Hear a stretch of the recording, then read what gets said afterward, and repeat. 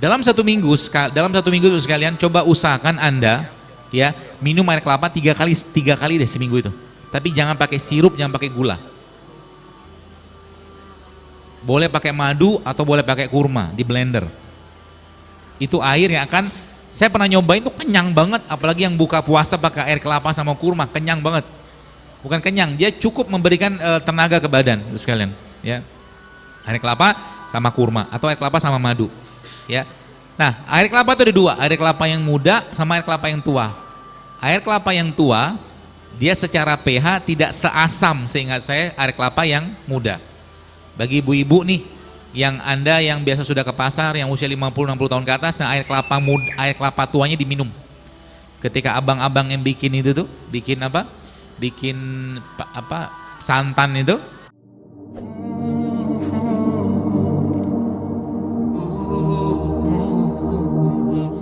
dalam satu minggu itu sekalian coba usahakan Anda ya minum air kelapa tiga kali deh seminggu itu. Tapi jangan pakai sirup, jangan pakai gula. Boleh pakai madu atau boleh pakai kurma di blender. Itu air yang akan, saya pernah nyobain tuh kenyang banget, apalagi yang buka puasa pakai air kelapa sama kurma, kenyang banget. Bukan kenyang, dia cukup memberikan tenaga ke badan sekalian ya. Air kelapa sama kurma atau air kelapa sama madu. Ya. Nah, air kelapa itu ada dua, air kelapa yang muda sama air kelapa yang tua. Air kelapa yang tua, dia secara pH tidak seasam seingat saya air kelapa yang muda. Bagi ibu-ibu nih, yang Anda yang biasa sudah ke pasar, yang usia 50-60 tahun ke atas, nah air kelapa tuanya diminum. Ketika abang-abang yang bikin itu tuh, bikin santan itu jangan dibuang air kelapanya, itu berharga banget itu. Bahkan air kelapa muda itu bisa dipakai, guru saya mengatakan dia bisa terapi beberapa pasien beliau, kebetulan dia seorang dokter juga, itu dengan air kelapa untuk orang-orang yang gagal ginjal. Air kelapa muda. Ya, airnya aja. Isinya apa? Dia asam amino. Jadi anak-anak autis, termasuk yang ibu-ibu yang menstruasi bermasalah, yang termasuk yang badan pegel-pegel. Nah, air kelapa tadi bisa Anda topping. Topping dengan cara apa? Ambil airnya, kasih jahe, kasih kurma, blender, saring. Itu Masya Allah ya, efeknya keluar badan luar biasa. Atau mungkin air kelapa, Anda ambil kunyit, masukin kasih air kelapa, kasih kurma, itu juga buat bersih-bersih rahim. Bisa, insya Allah. Termasuk juga kalau Anda mulai dekat sama mereka ini, sebenarnya tumor itu bisa dimakan tubuh kita sendiri, asal tubuhnya dikasih pasukan. Gitu loh sebenarnya. Ini kemarin nih, subhanallah ada ibu-ibu cerita, saya pun nggak habis pikir. Semakin kita mengenal mereka ini, maksudnya semakin kita takjub dengan Allah. Makin kita mengatakan Rabbana ma khalaqta hadza batila. Luar biasa sekali. Kanker coba, kanker stadium 4, ya mungkin memang tidak semua bisa, tapi memang kehendak Allah ya. Kanker stadium 4, kanker payudara. Ternyata ketika kembali ke sini, kankernya mengecil. Masya Allah kan, apalagi tambah dengan puasa. Modal 8 plus 3 plus B cukup. 8 itu apa? Senin Kamis, 2 kali 4, 8 sebulan. 3-nya apa? Ayamul bid. B-nya apa? Berbekam.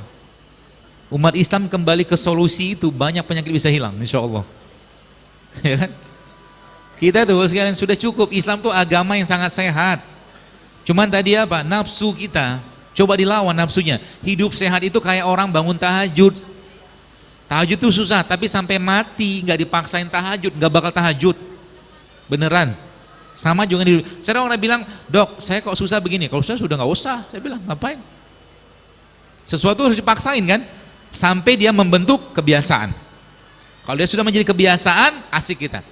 Apakah dokter makannya bersih banget? Kadang-kadang nggak juga. Tapi saya punya 80% kebiasaan saya lebih sehat. Jadi kadang-kadang 20%-nya, oke lah cheating, boleh, silakan sekali-sekali.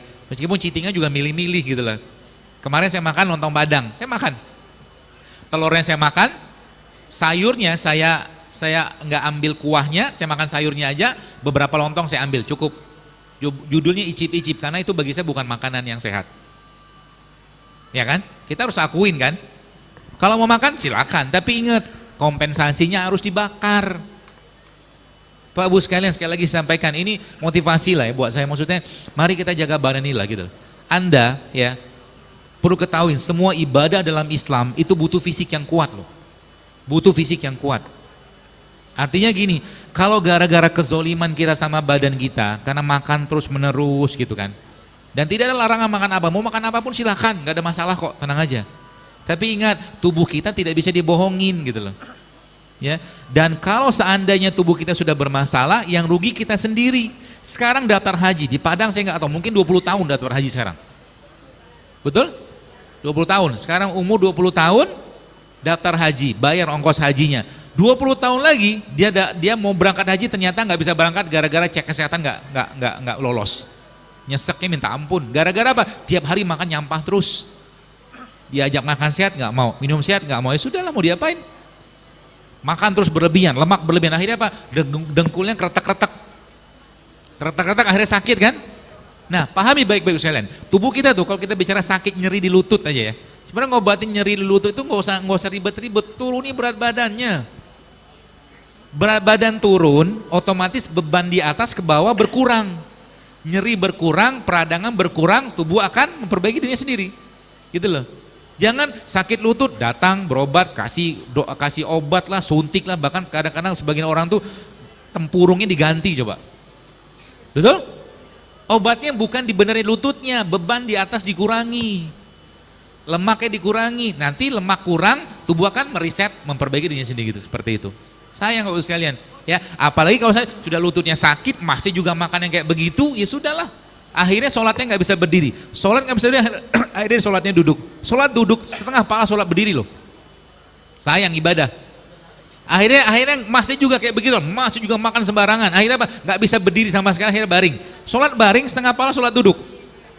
Sayang. Ya, betul saya katakan, dengan atau tanpa hidup sehat kita tetap akan mati, benar. Jangan khawatir.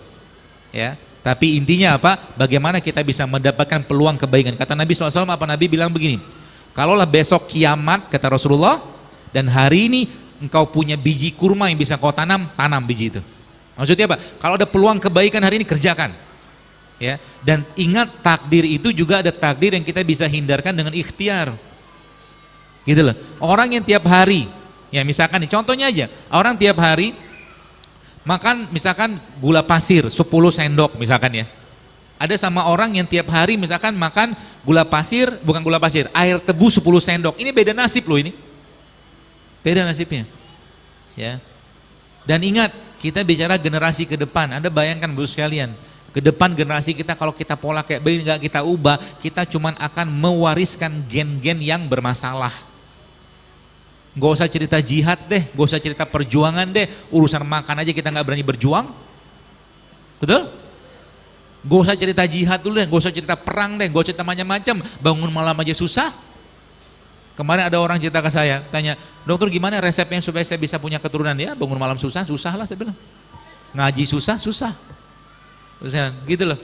Sama Allah saja kita pelit, gimana sama diri kita sendiri? Apalagi sama orang lain. Contoh begini, apalagi banyak orang yang belum paham, bersedekah itu, ada seseorang yang pernah bertanya kepada Nabi SAW, dia bilang begini, ya Rasulullah kalau saya punya 1 dinar, kemana saya harus sedekahkan? Kata Nabi apa? Sedekahkanlah kepada dirimu sendiri, kata Nabi. Artinya apa? Kalau Anda punya uang cukup untuk membeli makanan sehat, beli makanan sehat. Itu pelan. Dan itu akan jadi sedekah buat diri Anda. Ya.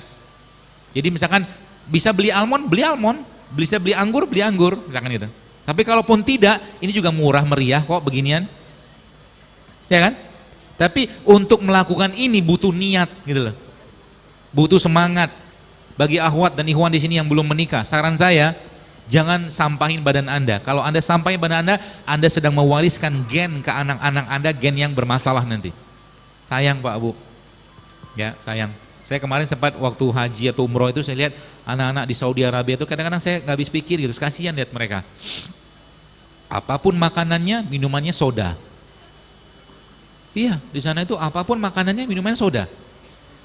Saudi Arabia dengan pola kayak begitu akan tiba saatnya nanti mereka akan meledak dengan kanker degeneratif. Jadi kalau ada yang bilang di Saudi itu rumah sakitnya sepi, kata siapa?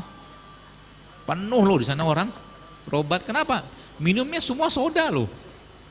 Gula semua, garam semua, Masya Allah. Ya, kita nggak mau kayak begitu. Ya, kita mau kembali ke orang tua zaman dulu. Di sini ada Imam Bonjol dulu ya. Bang Tuanku Imam Bonjol, ulama-ulama besar sini. Saya sangat yakin mereka makannya sehat. Karena iman yang sehat biasanya bermula juga dari makanan yang sehat. Kemarin saya ketemu dengan Ahmad dan Kamil, seorang dua anak penghafal Quran itu. Ahmad yang nggak datang, Kamil yang datang. Kamil itu sekalian, saya tanya sama pengasuhnya, makannya apa? Nggak pernah makan yang aneh-aneh. Yang goreng-gorengan, yang minyaknya nggak ada dia. Bahkan masuk mall aja nggak mau dia. Nggak mau dia, Kamil itu. Dipoto aja nggak mau, Kamil itu. Kenapa? Karena bagi mereka iman, hati, hafalan, Quran mereka jauh lebih berharga. Nanti stepnya begini sebagai terakhir. Ini kita nih pada era sekarang nih masih makan gak sehat. Mulai hijrah makan yang sehat. Minum yang sehat, lingkungan yang sehat.